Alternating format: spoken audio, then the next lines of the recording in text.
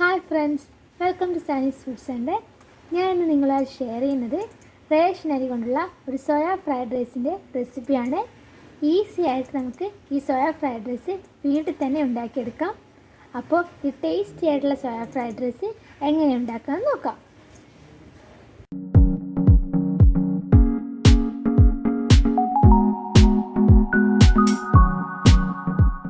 Soya fried rice ഉണ്ടാക്കാൻ വേണ്ടിയിട്ട് ഞാനിവിടെ റേഷനരി എടുത്തിട്ടുണ്ട്. കഴുകി വൃത്തിയാക്കിയ റേഷനരി കുറച്ച് വെള്ളത്തിൽ കുതിരാൻ വെച്ചിട്ടുണ്ട്.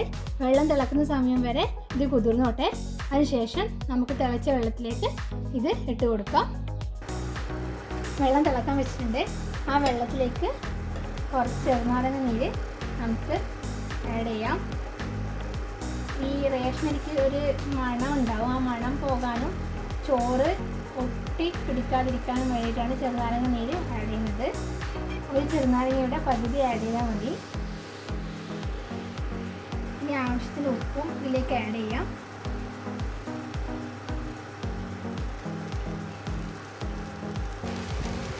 കുറച്ച് ഓയിൽ ആഡ് ചെയ്യാം. ഓയിൽ ഇല്ലെങ്കിൽ നെയ്യ് ആഡ് ചെയ്താലും മതി.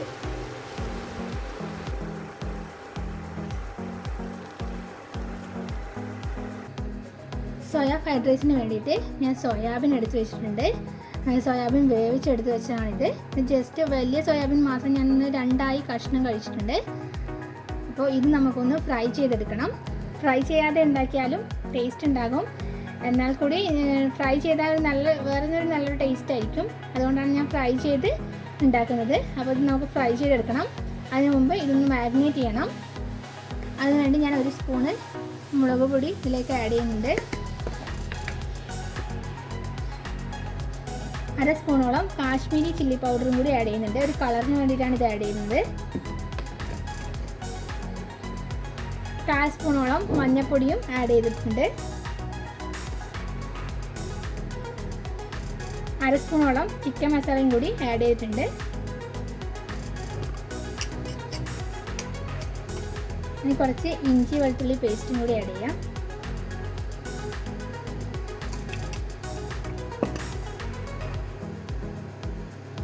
ഇനി ആവശ്യത്തിന് ഉപ്പ് ആഡ് ചെയ്യാം. ഇനി നമുക്കിത് നന്നായി മിക്സ് ചെയ്യാം.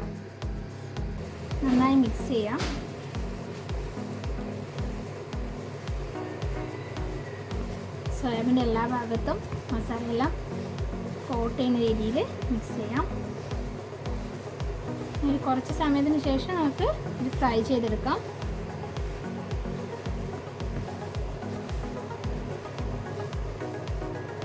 ഒരു 2 മിനിറ്റ് റെസ്റ്റ് ചെയ്യാൻ വെക്കാം. അതിനുശേഷം നമുക്കിത് ഫ്രൈ ചെയ്തെടുക്കാം. ഇനി തിളച്ച വെള്ളത്തിലേക്ക് നമുക്ക് അരി ഇടാം.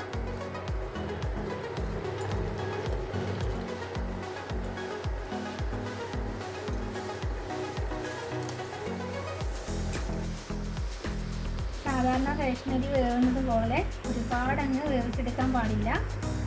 ജസ്റ്റ് പരസ്പരം ഒട്ടിപ്പിടിക്കാത്ത രീതിയിൽ വേണം വേവിച്ചെടുക്കാൻ. വേഗം തന്നെ വെന്ത് വരും. ഒരുപാട് ടൈമൊന്നും എടുക്കില്ല റേഷനരി ആയതുകൊണ്ട്. ഇത് ഊറ്റിയതിന് ശേഷം നമുക്കത് ഫ്രൈഡ് റൈസ് ആക്കി എടുക്കാം.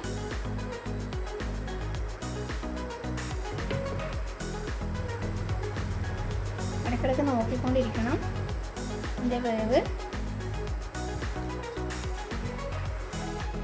എണ്ണ തിളച്ച് വന്നിട്ടുണ്ട്. നമുക്കിതിലേക്ക് സോയാബീൻ ചങ്ക്സ് ആഡ് ചെയ്യാം.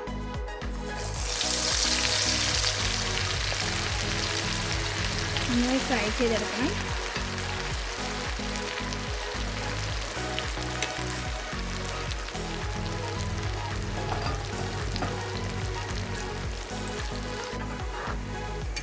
സോയാബീൻ നന്നായി ഫ്രൈ ചെയ്ത് വന്നു.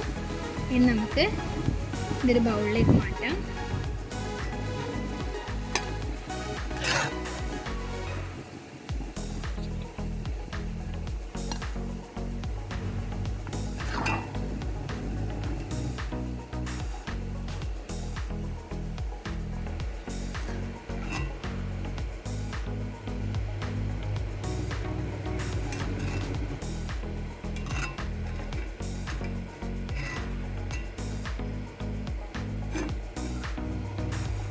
അങ്ങനെയെല്ലാം നമുക്ക് ഫ്രൈ ചെയ്തെടുക്കാം.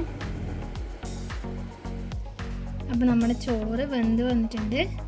ഈ ഒരു പരുവത്തിൽ വേണം നമ്മൾ ചോറ് വെന്തെടുക്കാൻ വേണ്ടിയിട്ട്. ഇനി നമുക്കിത് ഊറ്റിയെടുക്കണം, വെള്ളത്തിൽ നിന്ന് ഊറ്റിയെടുക്കണം.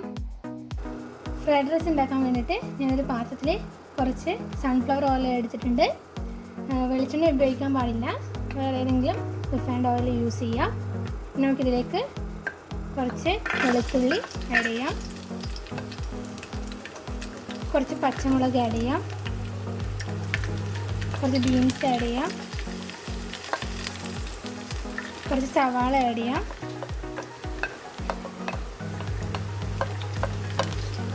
കുറച്ച് ക്യാരറ്റ് ആഡ് ചെയ്യാം,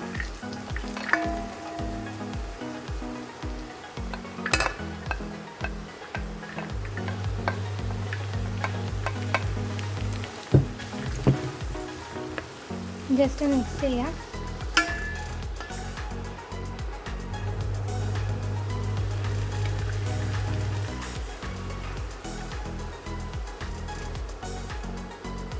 കുറച്ച് ക്യാബേജ് ആഡ് ചെയ്യാം,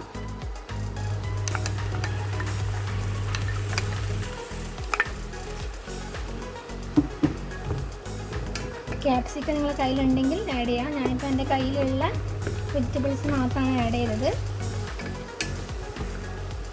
കുറച്ച് വേപ്പില ആഡ് ചെയ്യാം, കുറച്ച് കറിവേപ്പില ചെറുതായി മുറിച്ചതാണിത്. മല്ലിയില ഉണ്ടെങ്കിൽ മല്ലിയില ആഡ് ചെയ്യാം.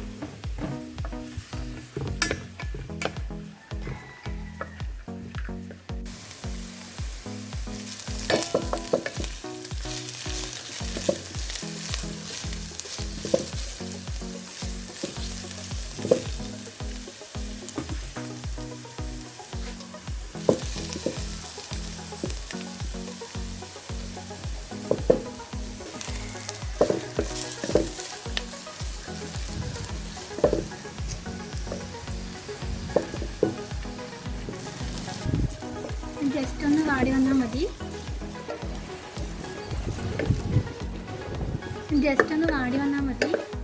ഇനി നമുക്കിതിലേക്ക് കുറച്ച് കുരുമുളക് പൊടി ആഡ് ചെയ്യാം.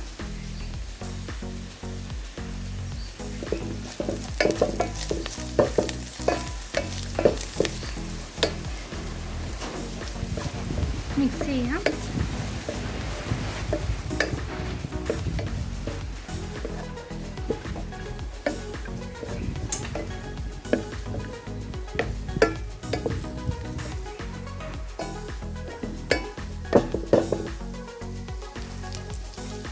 ഇനി നമുക്കിതിലേക്ക് സോയാബീൻ ആഡ് ചെയ്യാം. സോയാബീൻ ഫ്രൈ ചെയ്ത് ആഡ് ചെയ്യുന്നില്ലെങ്കിൽ ഈ ഫസ്റ്റ് സ്റ്റേജിൽ ഇഞ്ചി വെളുത്തുള്ളി പേസ്റ്റ് ആഡ് ചെയ്ത് ഈ സോയാബീൻ ആഡ് ചെയ്ത് എല്ലാ മസാലകളും ആഡ് ചെയ്ത ശേഷം സവാളയും ആഡ് ചെയ്ത ശേഷം നമുക്ക് ബാക്കി വെജിറ്റബിൾസ് ആഡ് ചെയ്ത് ഇതുപോലെ തന്നെ ഉണ്ടാക്കിയെടുക്കാൻ പറ്റും. ഫ്രൈ ചെയ്താൽ ടേസ്റ്റ് വേറെ തന്നെയാണ്, അതുകൊണ്ടാണ് ഞാൻ ഫ്രൈ ചെയ്ത് ആഡ് ചെയ്തത്. ഫ്രൈ ചെയ്യാൻ താല്പര്യമില്ലെങ്കിൽ അങ്ങനെ ആഡ് ചെയ്തും നമുക്ക് ചെയ്യാം.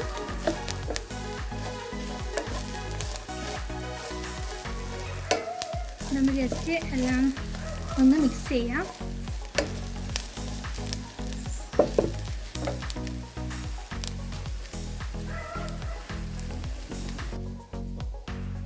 ഇനി നമുക്ക് നമ്മൾ തയ്യാറാക്കി വെച്ച ചോറ് ഇതിലേക്ക് ആഡ് ചെയ്യാം.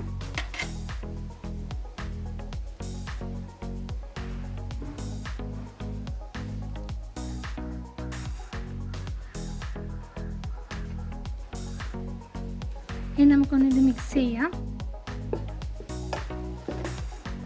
ചോറും സോയാബീനും എല്ലാ വെജിറ്റബിൾസും കൂടി ഒന്ന് മിക്സ് ചെയ്തെടുക്കണം.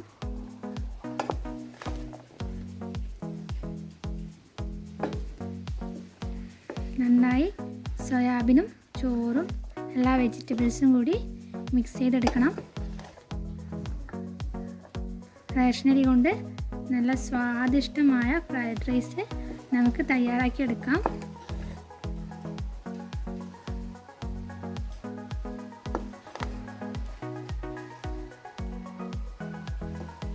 അപ്പോൾ നമ്മുടെ സ്വാദിഷ്ടമായിട്ടുള്ള സോയ ഫ്രൈഡ് റൈസ് ഇവിടെ റെഡി ആയിട്ടുണ്ട്.